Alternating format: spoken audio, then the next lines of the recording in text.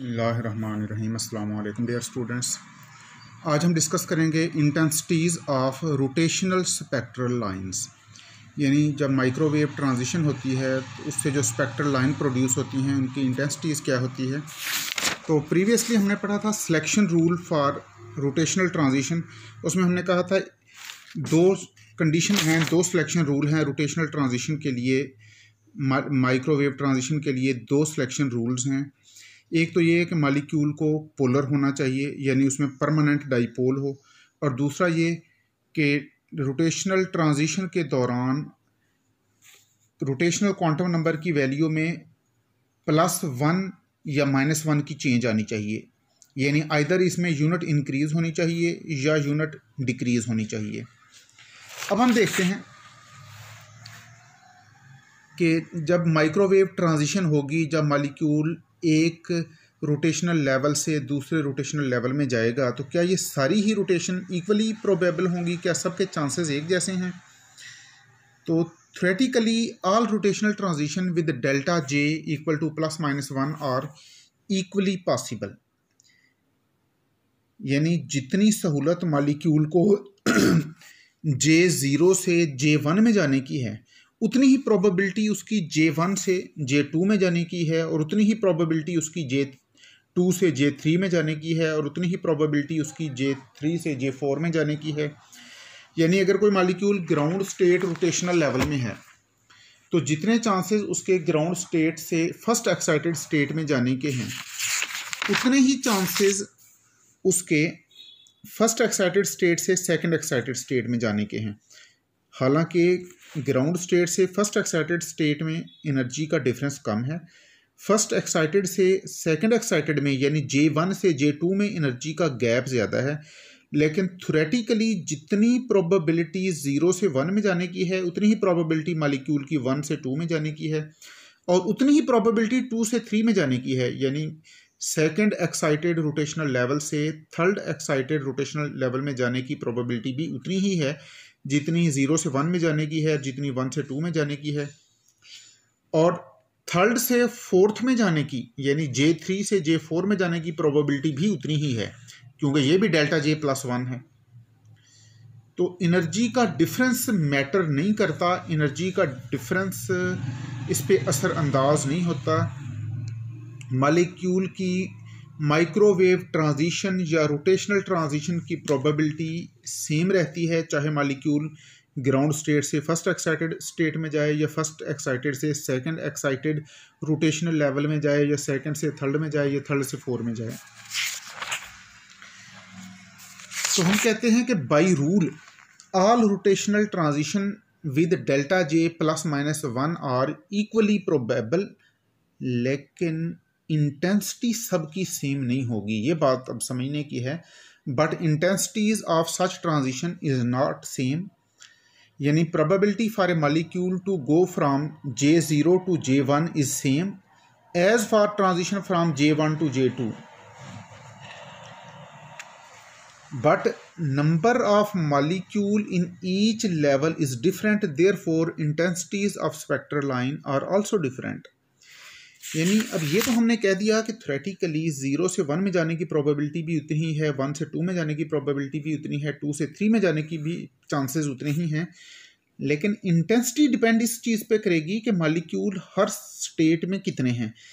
Ground state में अगर molecule ज़्यादा हैं तो ग्राउंड स्टेट से 1 में जाने की इंटेंसिटी ज़्यादा होगी। अगर ग्राउंड स्टेट में मॉलिक्यूल ज़्यादा है तो जाहिर है वो ग्राउंड स्टेट से 1 में जाने वालों की तादाद भी ज़्यादा होगी, और ये तादाद अगर ज़्यादा होगी तो स्पेक्ट्रल लाइन की इंटेंसिटी ज़्यादा होगी।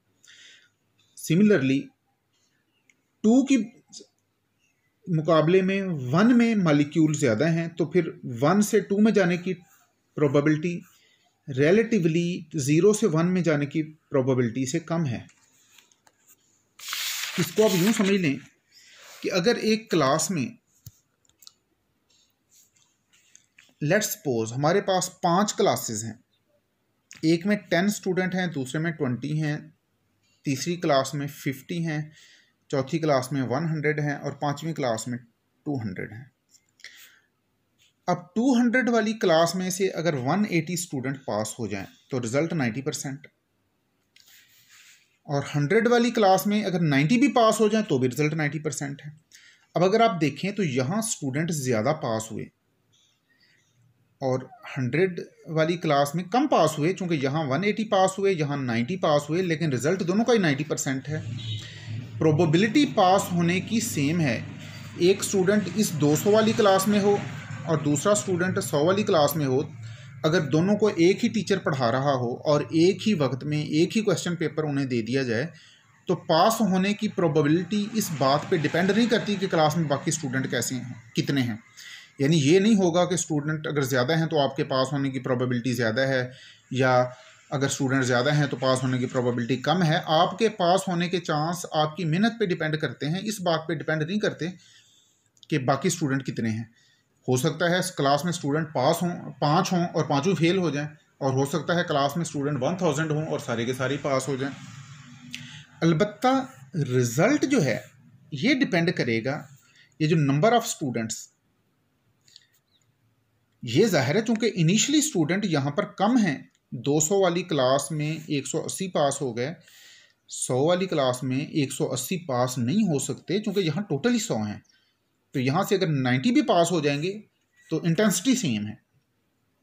और अगर किसी क्लास में 50 स्टूडेंट हैं तो उनमें से अगर 45 पास हो जाएंगे तो भी इंटेंसिटी सेम है, रिजल्ट सेम है, 90% है।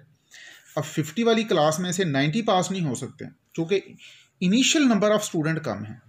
सिमिलरली अगर इनिशियल नंबर ऑफ़ स्टूडेंट 20 हैं तो उनमें से अगर 18 भी पास हो जाएं तो भी रिजल्ट 90% है। 10 वाली क्लास में 9 पास हो जाएं तो भी रिजल्ट 90 है। तो अगर तो हम स्टूडेंट के पास होने की तादाद को देखेंगे तो हम कहेंगे कि ये जिसके पास 200 स्टूडेंट थे इसका रिज़ल्ट बहुत अच्छा है, क्योंकि इसके 180 पास हो गए, इसके 90 पास हुए, इसके 45 पास हुए, इसके 18 पास हुए और इसके सिर्फ 9 ही पास हुए। तो अब हमें देखना हमें ये पड़ेगा कि जिसके 9 पास हुए उसके टोटल भी तो 10 ही थे। अब 10 में से तो 18 या 45 या 90 पास नहीं हो सकते थे, तो 10 में से अगर 9 भी पास हो गए तो उसकी इंटेंसिटी, इसका रिजल्ट 90% है, जो कि बाकियों के बिल्कुल बराबर है, क्योंकि इसके पास इनिशियल नंबर ऑफ़ स्टूडेंट ही कम थे। तो आप ये जनरल हमारी ऑब्जर्वेशन है कि जिस इदारे में स्टूडेंट ज़्यादा होते हैं तो कहा जाता है उनका रिज़ल्ट बहुत अच्छा आया है। क्योंकि स्टूडेंट अगर लेट्स सपोज एक इदारे में 1000 हैं और उसमें से 800-900 पास हो गए तो लोग इलाके वाले कहते हैं जी 800-900 स्टूडेंट उसके पास हो गए, बहुत अच्छा रिज़ल्ट आया। हालांकि उसकी बजाय अगर किसी के पास 100 स्टूडेंट हों और 100 के 100 सारे ही पास हो जाएं तो उसका रिज़ल्ट उस 1000 वाले से बेहतर है, क्योंकि अगर 1000 में से 800 स्टूडेंट पास हुए तो रिज़ल्ट 80% है, और अगर 100 में से 100 ही पास हो जाएं तो रिज़ल्ट 100% है। लेकिन इंटेंसिटी कम है क्योंकि उस बेचारे के पास इनिशियल नंबर ऑफ़ स्टूडेंट ही थोड़े थे, तो वो अगर जितनी भी मेहनत कर लेता तो 100 में से वो मैक्सिमम 100 ही पास हो सकते थे। अब 100 में से 110 या 200 तो पास नहीं हो सकते।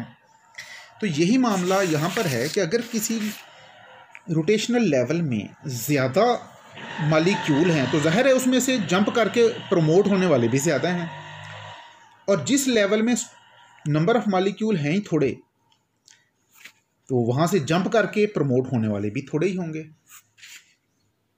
ग्राउंड स्टेट में लेट सपोज अगर 1000 नंबर ऑफ़ मालिक्यूल हैं और उनमें से 900 जंप करके 1 में चले गए तो इंटेंसिटी हमें नज़र आएगी कि बहुत ज़्यादा है, कि 900 मालिक्यूल प्रमोट हो गए। अब फर्स्ट एक्साइटेड स्टेट में 900 मालिक्यूल हैं, उनमें से अगर 800 प्रमोट हो गए तो प्रोबेबिलिटी तो 0 से 1 में जाने की जितनी है 1 से 2 में जाने की भी उतनी ही है। लेकिन अब हमें नज़र यूँ आएगा कि यहाँ से 0 से 1 में 900 मालिक्यूल प्रमोट हुए और 1 से 2 में 800 प्रमोट हुए, 800 प्रमोट हुए, तो बज़ाहिर देखने में लगता है कि 1 से 2 में इंटेंसिटी कम बनी है, लेकिन उसकी वजह यह है कि यहाँ पर इनिशियल नंबर ऑफ़ मालिक्यूल ही कम थे। तो ज़ाहिर है अब 900 में से 800 अगर प्रमोट हो गए तो ये अच्छी खासी तादाद है। अब यहाँ पर सेकंड एक्साइटेड में अब इनिशियल नंबर ऑफ़ मालिक्यूल 800 हैं, तो अगर बहुत ज़्यादा भी होगा तो 800 में से 750 प्रमोट हो जाएंगे।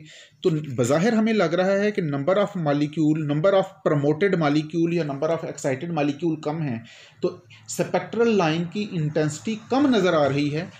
लेकिन एक्चुअली उसकी वजह यह है कि कि यहाँ पर इनिशियल नंबर ऑफ़ मालिक्यूल ही कम थे। तो ये जो इनिशियल नंबर ऑफ़ मालिक्यूल है इसको पॉपुलेशन भी कहते हैं, कि अगर किसी माइक्रोवेव स्टेट की या किसी रोटेशनल लेवल की पॉपुलेशन कम होगी तो उसकी स्पेक्ट्रल लाइन की इंटेंसिटी भी कम होगी।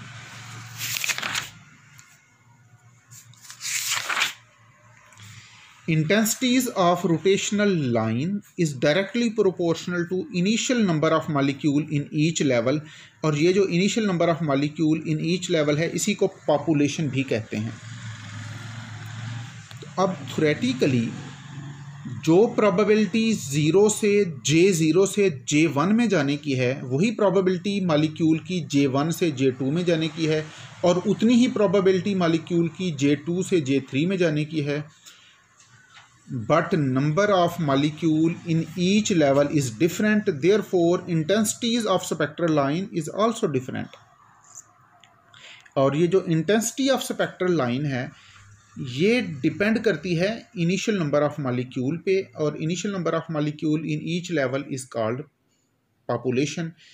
It mean spectral rotational spectral line की इंटेंसिटी डिपेंड करेगी उस लेवल की पॉपुलेशन पे। जिस रोटेशनल लेवल में मालिक्यूल ज़्यादा होंगे वहाँ से प्रमोट होने वाले मालिक्यूल भी ज़्यादा होंगे और हमें नज़र आएगा कि स्पेक्ट्रल लाइन की इंटेंसिटी ज़्यादा है। और अगर किसी लेवल में मालिक्यूल हैं ही 2-3 तो ज़ाहिर है उनमें से फिर 1-2 ही प्रमोट हो सकेंगे, तो फिर हमें लगेगा कि इंटेंसिटी कम है।